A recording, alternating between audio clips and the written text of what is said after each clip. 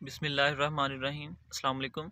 माशाल्लाह तुसी ਜਿਹੜੀ ਗੰਦਮ ਦੇਖ ਰਹੇ ਹੋ ਇਹ ਅਰੂਜ ਵੈਰਾਈਟੀ ਹੈ ਜੀ। ਗ੍ਰੀਨਲੈਟ ਇੰਟਰਨੈਸ਼ਨਲ ਇਹਨਾਂ ਦਾ ਨਵਾਂ ਸੀਡ ਆਇਆ ਸੀ ਜੀ ਪਹਿਲੇ ਸਾਲ, ਤੇ ਅਸੀਂ ਇਹਨੂੰ 1 DAP ਤਿਆਰੀ 'ਚ ਪਹਿਲੇ ਪਾਣੀ ਤੇ ਯੂਰੀਆ, ਦੂਸਰੇ ਪਾਣੀ ਤੇ ਯੂਰੀਆ ਤੇ ਨਾਲ ਜ਼ਿੰਕ, ਤੇ ਤੀਸਰੇ ਪਾਣੀ ਤੇ ਅੱਧੀ ਬੋਰੀ ਯੂਰੀਆ ਤੇ 12.5 ਕਿਲੋ ਪੋਟਾਸ਼ ਨੂੰ ਇਸਤੇਮਾਲ ਕੀਤੀ ਹੈ।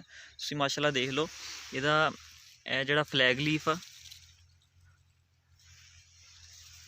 माशाल्लाह लश ग्रीन आ माशाल्लाह गंदम। ते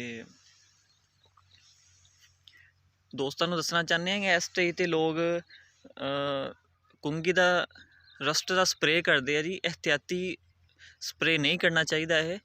अगर किते तुहानू कोई मसला नज़र आंदा वा, किसी खेत दे विच तुहानू मसला नज़र आंदा वा, वो पैचिस दे विच सिर्फ स्प्रे करना चाहिए। जिथे जिथे मुतासरा पौधे आ सिर्फ वो जगह ते स्प्रे करना चाहिए, क्योंकि हुण टैंपरेचर काफ़ी दिन टाइम ज़्यादा हो जाता वा। ये जिहड़ी बीमारी आ ये कुंगी दी रस्ट ये खुद ब खुद ख़त्म हो जानी है अगर किते होई भी, बल्कि ये हमला नहीं करेगी इंशाल्लाह इस दफ़ा।